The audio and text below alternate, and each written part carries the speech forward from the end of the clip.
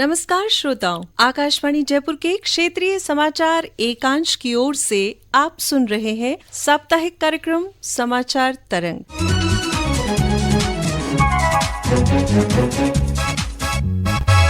आप सभी का स्वागत। मैं हूं सालेहा। स्वतंत्रता दिवस के मौके पर प्रधानमंत्री नरेंद्र मोदी ने लाल किले से देश को संबोधित करते हुए 1 लाख करोड़ रुपए की प्रधानमंत्री विकसित भारत रोजगार योजना शुरू करने की घोषणा की। राष्ट्रीय स्तर की ये योजना रोजगार के नए अवसर पैदा करने और निजी क्षेत्र को नौकरी देने के लिए प्रोत्साहित करने के उद्देश्य से बनाई गई है। इस योजना से पहली बार नौकरी पाने वाले युवाओं और उन्हें भर्ती करने वाले नियोक्ताओं दोनों को ही प्रोत्साहन मिलेगा। हमारे श्रोताओं को इस विषय पर ज्यादा जानकारी देने के लिए स्टूडियो में हमारे साथ है कर्मचारी भविष्य निधि संगठन राजस्थान अंचल के अपर केंद्रीय आयुक्त श्री अजीत कुमार। सर नमस्कार। नमस्कार। और आपके स्वागत के साथ ही आइए जानते हैं इस योजना के बारे में। सर, स्वतंत्रता दिवस के मौके पर प्रदेश के युवाओं को एक अनूठी सौगात मिली है। आर्थिक सशक्तिकरण और राष्ट्रीय प्रगति की दिशा में एक बड़ा कदम माने जाने वाली प्रधानमंत्री विकसित भारत रोजगार योजना। क्या है ये योजना और नौकरी करने और नौकरी देने वाले दोनों के लिए ये किस प्रकार फायदेमंद है? भारत सरकार द्वारा प्रधानमंत्री विकसित भारत रोजगार योजना नामक एम्प्लॉयमेंट लिंक्ड इंसेंटिव स्कीम की शुरुआत की गई है। इस योजना का उद्देश्य सभी क्षेत्रों में रोजगार सृजन अर्थात रोजगार उत्पन्न करना, रोजगार की क्षमता बढ़ाना एवं सामाजिक सुरक्षा को बढ़ावा देना है और इसमें खासकर मैन्युफैक्चरिंग सेक्टर पे फोकस किया गया है। यह स्कीम जो नेशनल मैन्युफैक्चरिंग मिशन है उसको कम्प्लीमेंट करती है, इस तरह से कि जैसा भारत सरकार द्वारा नेशनल मैन्युफैक्चरिंग मिशन के द्वारा जो टारगेट रखा गया है कि मैन्युफैक्चरिंग सेक्टर जो हमारा हो वो हमारे जीडीपी का 25% होना चाहिए। इस योजना का जो इम्प्लीमेंटेशन है वो श्रम एवं रोजगार मंत्रालय के अधीन जो कर्मचारी भविष्य निधि संगठन है उसके द्वारा किया जा रहा है। इसका जो कुल बजट आउटले है 99,446 करीब 1 लाख करोड़ का बजट आउटले है। सर, अभी आपने बताया कि 1 लाख करोड़ तकरीबन ये बजट है। ये बहुत बड़ी राशि है और हम ये जानना चाहेंगे कि ये कितनी अवधि के लिए लाई गई है ये योजना। जो इतनी बड़ी राशि ये दर्शाती है कि भारत सरकार इसके प्रति कितना सजग है और प्रतिबद्ध है नए जो रोजगार उत्पन्न करना। इसकी जो अवधि है ये 2 वर्षों की अवधि है, लेकिन जैसा मैंने अभी आपको बताया कि इस पे मैन्युफैक्चरिंग सेक्टर्स पे ज्यादा जोर दिया गया है, तो ये जो मैन्युफैक्चरिंग सेक्टर है इनके लिए 4 वर्षों के लिए इसमें जो ईपीएफओ में जो पंजीकरण की जो प्रावधान दिया गया है उसमें 2 तरह से कर सकते हैं। या आप जैसे हमारा जो मिनिस्ट्री ऑफ कॉर्पोरेट अफेयर्स का जो एक पोर्टल है उस पे स्पाइस प्लस पोर्टल है, या फिर श्रम और रोजगार मंत्रालय के श्रम सुविधा पोर्टल के माध्यम से आप ईपीएफओ में पंजीकरण कर सकते हैं। इस योजना के तहत जो मैंने आउटले बताया करीब 1 लाख करोड़, उसमें जो भारत सरकार की जो टारगेट है कि इस 2 वर्षों की अवधि में कम से कम 3.5 करोड़ और इससे अधिक एम्प्लॉयमेंट क्रिएशन को प्रोत्साहित करना है। इस योजना के 2 भाग हैं, पार्ट ए और पार्ट बी। पार्ट ए में अगर आप देखें तो पार्ट ए में जो नए कर्मचारी ज्वाइन करेंगे उनके लिए योजना है। उसमें ऐसा प्रावधान किया गया है कि जो उनका 1 महीने का जो वेतन होता है जिसकी मैक्सिमम राशि 15,000 तक सुनिश्चित की गई है, अगर उनका जो 1 महीने का वेतन है उस वेतन को जो 15,000 या उससे नीचे है उसको 2 किस्तों में दिया जाएगा। पहला किस्त उन्हें जब वो 6 महीने तक लगातार नौकरी में रहते हैं तो पहला किस्त उनको 6 महीने के बाद मिलेगा और दूसरा किस्त उनको 12 महीने के बाद मिले। इसका मुख्य कारण भी है कि ये सरकार चाहती है कि इसमें सस्टेनेबिलिटी ऑफ एम्प्लॉयमेंट हो ताकि एक स्थायी रोजगार, जी बिल्कुल, एक अस्थायी रोजगार मिले। लेकिन दूसरी जो किस्त मिलेगी उसके पहले एक अनिवार्य रूप से जो एम्प्लॉई हैं उनको एक फाइनेंशियल लिटरेसी का कोर्स करना पड़ेगा, जिसका भी एक उद्देश्य है कि ताकि वो फाइनेंशियल लिटरेसी के बारे में जाने। और आप फाइनेंशियल लिटरेसी की बात कर रहे हैं तो इसके बारे में जो व्यक्तिगत बचत होती है, जो इन्वेस्टमेंट होते हैं, इस तरह के जो है ये एक कोर्स डिजाइन किया गया है जो हमारे ईपीएफओ के पोर्टल पे उपलब्ध होगा। और जो भी दूसरी किस्त की राशि लेने के पहले जो एम्प्लॉई हैं उनको एक कोर्स को कंप्लीट करना पड़ेगा। अब मैं आ जाता हूँ पार्ट बी पे। ये तो ये हो गया जो एम्प्लॉई जो जिनको ये लाभ नौकरी करने वाले हैं यानी कर्मचारी हैं उनको मिलेगा। से अभी अब जो कंपनी के मालिक हैं जिसको हम लोग जो नियोक्ता है, एम्प्लॉयर है, राइट, क्योंकि एम्प्लॉयमेंट जनरेशन परमिशन तो नियोक्ता के माध्यम से ही हो पाएगा। तो उसके लिए भारत सरकार ने बहुत ही सुनिश्चित योजना बनाई है, जिसमें कि उनको जो 2 वर्षों में जो पेमेंट होगा वो मैक्सिमम जो है वो 3,000 रुपये तक होता है। उसका हम लोगों ने एक स्लैब दिया है, भारत सरकार ने जो इसको अनुमोदित किया, वो स्लैब इस तरह रहेगा कि आप जो भी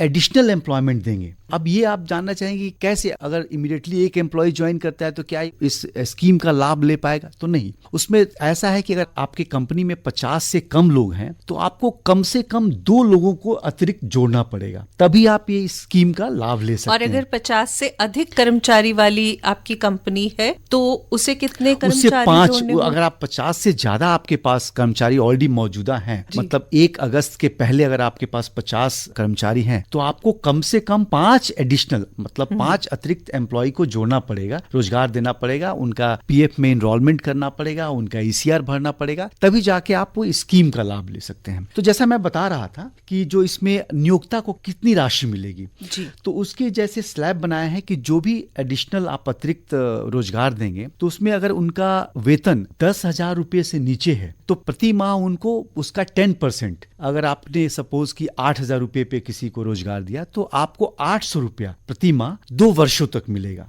अगर आप मैन्युफैक्चरिंग में हैं तो आपको प्रति माह 4 वर्षों तक मिलेगा। अगर आपका 10,000 से 20,000 रुपए के बीच में प्रति माह अगर कोई अतिरिक्त मेंबर ज्वाइन करता है तो उसके लिए फिक्स्ड कर दिया गया है, उसके लिए पूरी तरह से 2,000 रुपया प्रति माह। आप अगर नॉन मैन्युफैक्चरिंग में है तो 2 साल और मैन्युफैक्चरिंग में है तो 4 साल। उसी प्रकार, क्योंकि आपको ये मैं बताना चाहूंगा कि ये जो स्कीम है वो 1 लाख रुपए तक लोग पाने वालों के लिए, अप टू 1 लाख रुपीज जिनका वेतन है उनके लिए वैलिड है। तो अगर आप कोई भी अतिरिक्त एम्प्लॉय अगर 20,000 से ऊपर और 1 लाख से नीचे अगर वो आप लेते हैं तो उनके लिए 3,000 रुपया प्रति माह भारत सरकार द्वारा दिया जाएगा।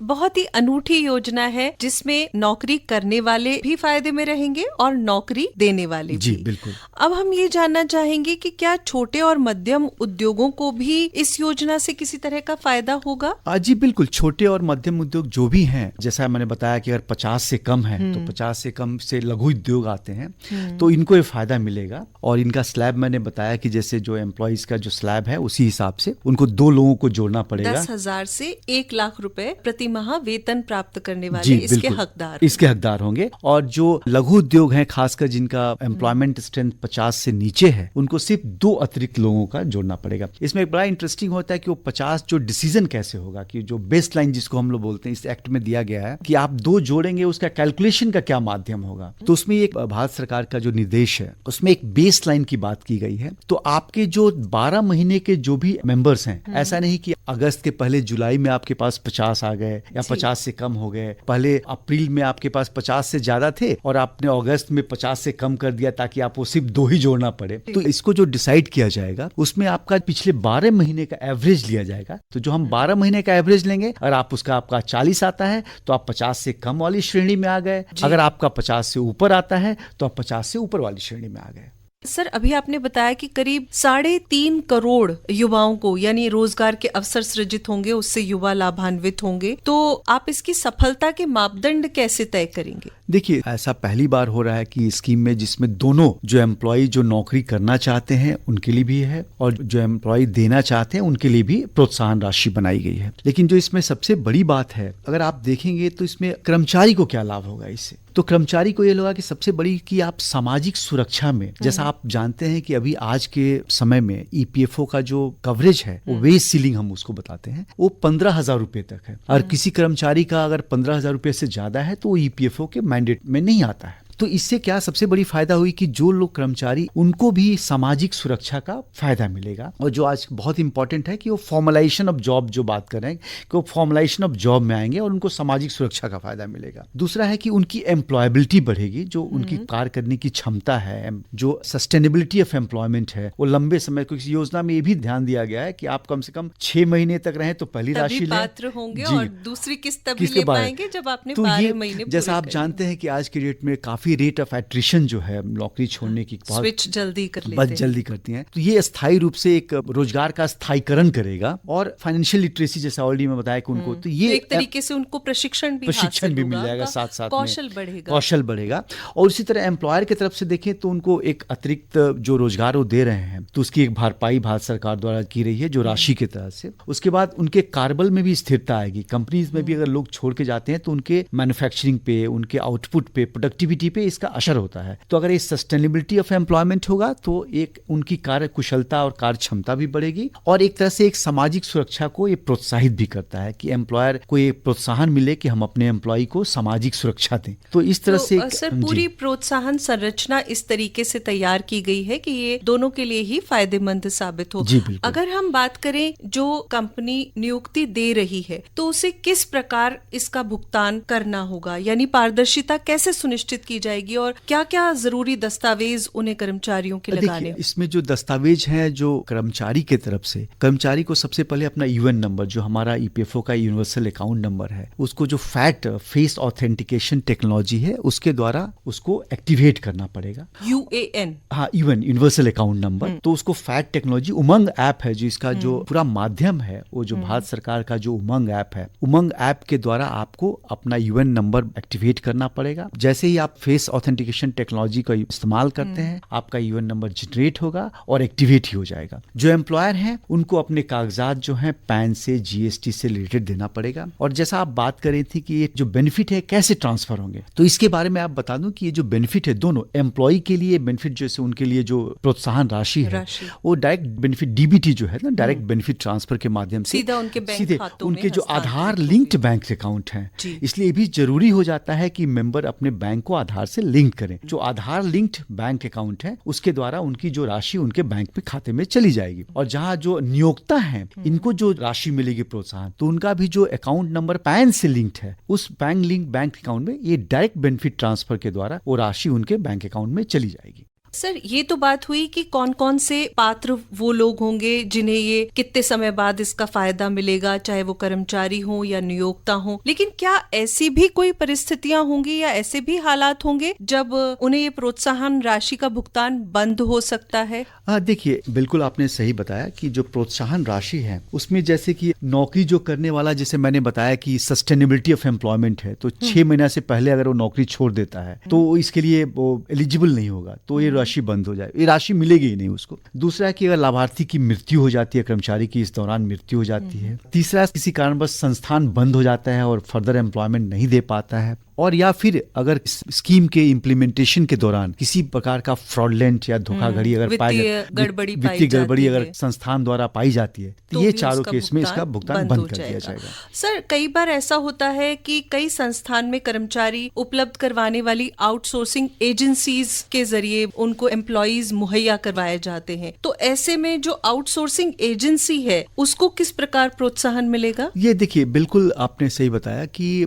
आज के डेट में आउटसोर्सिंग काफी ज्यादा हो गया है। तो इसमें जो आउटसोर्सिंग जो कॉन्ट्रैक्टर्स होते हैं, बेसिकली जो कॉन्ट्रैक्टर या कंसल्टेंट जिसके थ्रू आउटसोर्सिंग होती है, तो ये लाभ जो भी, क्योंकि इसमें जरूरी है कि आप ईपीएफओ के अंदर रजिस्टर्ड हो, तो अगर कॉन्ट्रैक्टर रजिस्टर्ड है ईपीएफओ के अंदर तो ये राशि और ये जो प्रोत्साहन राशि उस कॉन्ट्रैक्टर को ही मिलेगी।